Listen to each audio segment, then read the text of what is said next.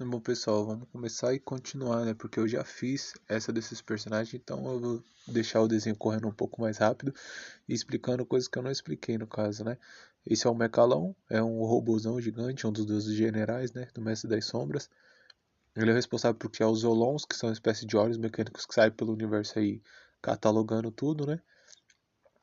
Foi feito bem rápido essa arte dele aí, mas ele é bem calmo, centrado, focado, né? Ele é só um pouquinho arrogante comparado aos outros generais.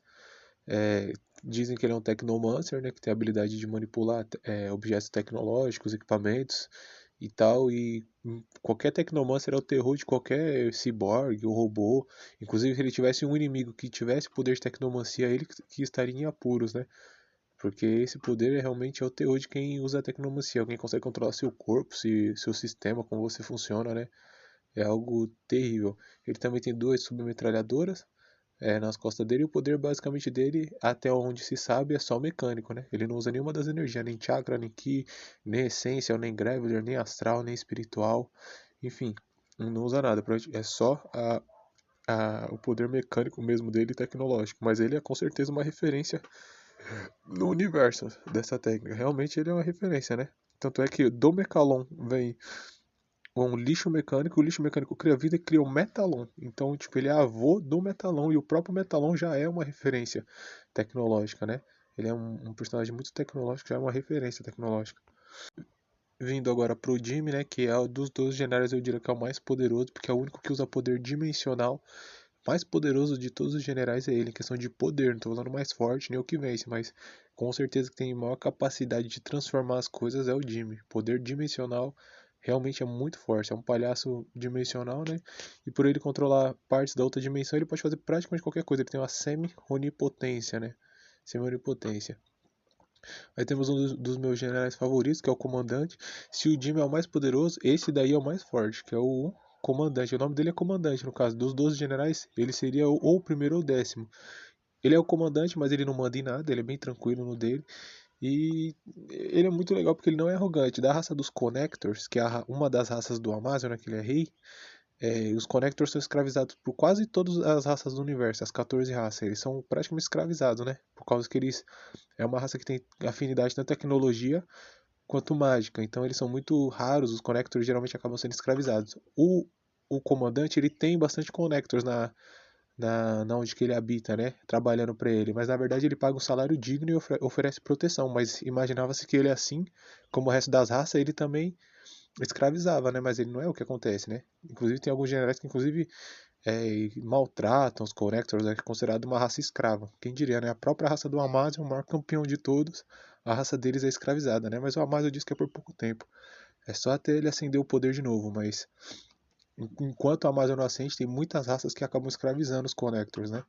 Porque eles são humanos que têm capacidade de basicamente virar máquinas, assim. Então, eles são o elo, né? Você consegue conectar, se o humano tiver afinidade à magia, você conecta a magia e a máquina junto. Então, para muitas raças, os connectors são muito valiosos nesse sentido, né? E ele temos o Hector Plasma, Cavaleiro Sem Cabeça, muito legal, gosto muito dele também. A vantagem das habilidades dele é que ele pode sair de qualquer lugar onde ele esteja retratado, ou seja, se tiver um quadro em alguém, se tiver um quadro numa casa e do outro lado do universo, ele pode sair em qualquer um desses dois quadros na hora que ele quiser. Se ele tiver a imagem dele retratada no quadro, ele pode sair, né? Inclusive ele anda com baralho, e nesse baralho tem várias cartas com fotos dele, né? Com imagem dele. Então, se ele jogar a carta em você, ele pode sair da carta e efetuar um golpe, né? Também é dito que ele usa poderes psíquicos, né? Mesmo sem ter cabeça, o que é algo curioso, né? Porque para ter poderes psíquicos precisaria da cabeça, em teoria. Sem cabeça você não consegue fazer nenhum tipo de poder psíquico, você pode ter as habilidades, né? Que a habilidade e o poder psíquico é a mesma coisa, só que em lugar diferente. A habilidade, ela é um poder psíquico que já se entranhou no seu ser. Então você pode ativar esse poder psíquico de forma involuntária, instintiva. Agora, o poder psíquico mesmo é controlar o poder que a mente dá. Então já tem mais a ver com manipulação. Um exemplo, se uma pessoa tem uma habilidade que o poder psíquico dela é dar um soco de fogo, aquele poder psíquico, aquela habilidade sempre vai se manifestar daquela forma. Geralmente vem com um grito ou com uma raiva, alguma coisa que ativa aquela habilidade psíquica que já é definida, entendeu? Ele não consegue manipular mais. Só que Quando você tem habilidade psíquica, você consegue usar a sua habilidade psíquica para determinados fins. No caso do Hector, ele tem a habilidade psíquica para mudar, para controlar o vento. Ele não pode usar a habilidade psíquica dele para ter acesso aos poderes psíquicos, que seriam telepatia, telecinese, né? Enfim, projeção astral, tudo isso o poder de telepatia, o domínio da telepatia dá. Mas como ele já tem uma habilidade, né, que é o controle do vento, ele só consegue controlar o vento. Aí depende, o poder às vezes o poder psíquico está atrelado à emoção. Um exemplo, algum poder psíquico pode se manifestar durante a raiva. O personagem fica com mais raiva, o poder psíquico sairia mais forte. No caso do Hector, ele controlaria melhor o vento se o poder psíquico dele tivesse a pino e ele tivesse com raiva, né? Mas não é o caso. O Hector é muito centrado, então ele controla o vento.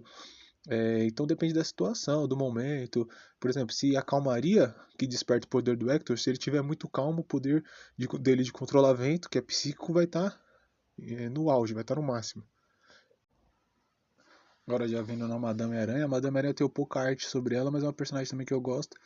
É uma mulher muito independente, né? É a dona de todas as aranhas gigantescas aí do Mestre das Sombras. Ela briga uma vez com o Bruxou, com o Black Belt Bruxou, né? Aliás, Black Belt Bruxou, que é o Baltazan, o 3B, ou Tribi, que é um dos Mestres das Sombras, um dos 12 generais do Mestre das Sombras mais ardiloso, no caso.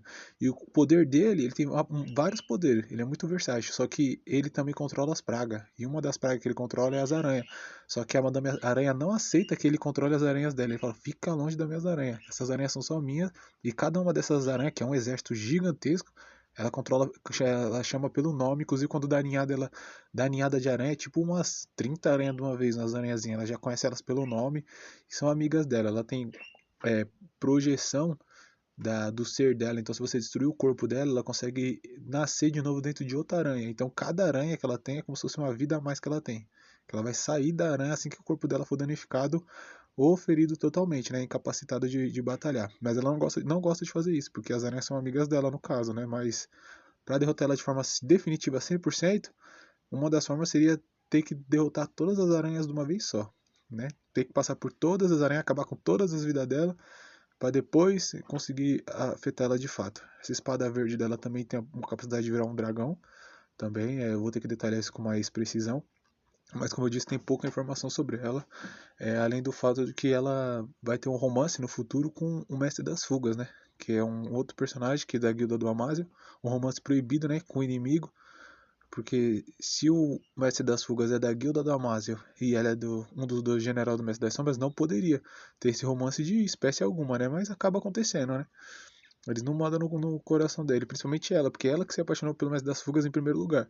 E por isso, quando o Amásil invoca, né, o Amasterial para salvar o povo, ele fala, eu vou para um canto e vocês do Mestre das Sombras ficam com o outro. E ele dá a opção de algumas pessoas que serviam o Mestre das Sombras virem para ele. Alguns monstros falam assim, ó, se vocês vierem agora, vocês têm a opção de vir comigo e deixar o Mestre das Sombras, né? Que é extremamente abusivo. E dois do que vão, ele é o Gargadin, que é esse lobisomem aí. Ele decide ir também. Ele deixa o Mestre das Sombras pra trás e vai com o Amaziel, né? Ele não é uma espécie de traição, mas ele simplesmente abandona. Ele fala, é com o Amaziel que eu quero viver, né? Apesar dele ter sido muito leal ao Mestre das Sombras. E o outro personagem é a Madame Aranha. Ela veio também pro lado do Amaziel pra ficar junto com o Mestre das Fugas, mas isso demora muito. É lá pro final da trama, muito longe. Então vamos focar agora no Gargadin. O Gargadin é um lobisomem, é o líder dos lobisomens, um lobisomem alfa. É o maior lobisomem de todos, assim, no sentido de quem foi o maior lobisomem de todos que já existiu, e foi ele. Não tô falando de tamanho, tô falando de feitos. É extremamente inteligente, estrategista, muito forte, feroz. Ixi, esse lobisomem é muito forte. Pra vocês terem noção, é considerado um dos generais, né, do Mestre das Sombras. E para fazer isso, ele teria que sozinho ter a capacidade de destruir um planeta gigante, um super planeta que a gente fala, né? Quando o planeta vai atingir uma massa crítica, antes dele se colapsar e virar um buraco negro, ele tem um tamanho máximo que ele consegue ter. Se ele for de alguma rocha ou material, ele alcança um tamanho máximo, mais que aquele ele não passa. Mas é muito grande esse planeta, muito, muito, muito grande, antes dele colapsar, né? Se o planeta não for gasoso e for feito de algum material que resista, no caso, então ele consegue. E para ser considerado um dos 12 generais, tem que ter a capacidade de conseguir destruir esse planeta, né? Ter o poder destrutivo para isso. E o Gargadin tem, então vocês já imaginam, né? Um lobisomem que tem o poder de destruir um planeta inteiro, né? E isso, grande parte desse poder se dá pelo uivo dele. O uivo dele é um poder chamado de conjuração, que pouquíssimos seres no universo sabem, e só um ser de todo o universo, aliás, dois seres de todo o universo dá para se dizer que dominam. Um deles é o próprio Amaziel, e o outro é o Bingobil, que é um dos 7 sábios. Só o Bingobil no universo inteiro que realmente domina essas conjurações. Do contrário, alguns personagens sabem uma palavra ou outra, o Amaziel sabe alguma coisa também. Só que o gargadinho, o uivo dele é considerado uma conjuração. Porque assim que ele uiva, aparece uma lua gigante no céu. E essa lua, na verdade, é onde que moram todos os lobisomens do bando dele, né? Além dele ter um exército de lobisomens, ele tem esse poder de lua. E se ele uivar, ele consegue invocar a lua lá. Ou seja, só o poder da lua, gravitacional da lua ali, já consegue destruir grande coisa de um planeta, já. Fora o poder do gargadinho. Aqui a Calafrio, a personagem com poder astral que consegue manipular o fogo e o gelo, né? Mas o poder dela geralmente é mais pro gelo. Tem uma habilidade chamada Nevasca Ascendente, bem poderosa também. Tem capacidade de voar pelo espaço afora e viajar a longas distâncias sem precisar de nave, sem nada. Ela vai mesmo sozinha, né? Enfrenta a tempestade de asteroides, etc. Ela é muito forte, sabe-se muito pouco sobre ela. Algumas pessoas especulavam que ela fosse até mesmo a própria filha do Mestre das Sombras, o que eu pessoalmente acho um exagero danado. Ela não tem como ela ser a filha, ela é a filha do Mestre das Sombras, eu duvido muito. O próprio Mestre das Sombras que nem fala com ninguém, ele só sai andando em direção para onde que ele vai, em linha reta, o que tiver no caminho dele vai sendo jogado pro lado, seja aliado, seja inimigo, não interessa, tá na frente dele, ele sai derrubando tudo, né? Inclusive construções gigantes, coisas que todo mundo jura que ele não vai conseguir passar, ele simplesmente vai indo, vai voando na direção que ele tá indo e esquece, entendeu? E eu acho muito exagero falar que ela é a filha do Mestre das Sombras. Acho que é só por causa do capacete dele que é parecido, dela, o capacete da Calafrio é parecida um pouco com o rosto do Mestre das Sombras, né? Mas fora isso, não tem como. É muito destoante o poder dos dois, mas o universo reserva várias surpresas, né? Eu até entendo quem diria isso, mas muito impossível. Ela tem poder astral, né? A maior característica dela é o poder astral e a característica de quem usa o poder astral é que se estiver na constelação na onde que o poder astral é favorável, fica muito poderoso, muito poderoso. A Calafrio, na constelação certa, ela dá um trabalho extraordinário, né? Mas aí que tá, o poder astral também tem uma via de mão dupla, né? Se ela não estiver na constelação que o poder dela possa ser usado, então, infelizmente, ela vai perder grande parte do recurso dela.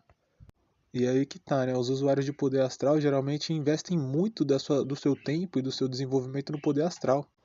E acabam esquecendo de investir nos outros aspectos, né? Não é que eles esquecem, é porque o poder astral realmente ele dá muita vantagem, né?